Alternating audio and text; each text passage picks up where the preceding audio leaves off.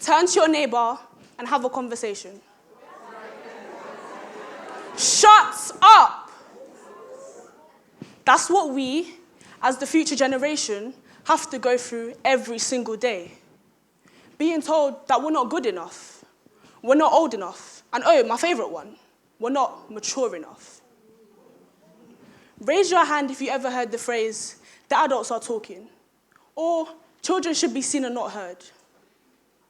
Whenever my aunties used to come over, my mum always ushered me to my room and told me that I'm just a kid, that I'm too young to understand the important affairs, like what colour wig my auntie Shade will be wearing to the party tomorrow. It's the job of the older generation to build us up, but how can we progress if we're constantly being pushed to the side? Constantly be reminded that our views don't matter. By 11, I can go to prison. By 16, I can get a job. And some of us can even have sex. If I say something you disagree with, I'm seen as disrespectful. If I bring up an ideology that's foreign to you, I'm seen as stupid. And if I say something you don't understand, I'm seen as immature. Even when we do try and break down barriers, we're being held back. Claudette Colvin. You probably haven't heard of her. She was the first girl to sit in the whites-only section of the bus, not Rosa Parks.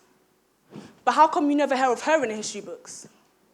She was a pregnant teenager, labelled loudmouth and feisty.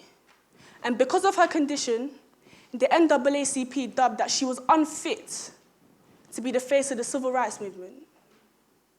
Due to all the prejudice against her, her efforts were void, and she died in vain.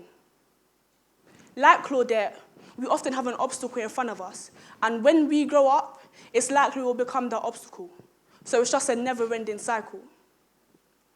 92% of British youths feel like they don't have a voice.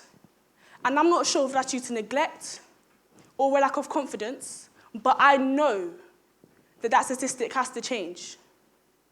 The time is now for us youths to rise up, unite, and allow our voices to be heard.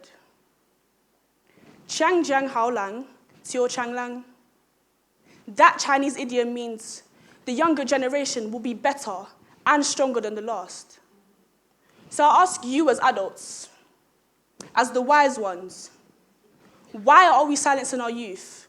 And why are we tearing down our future?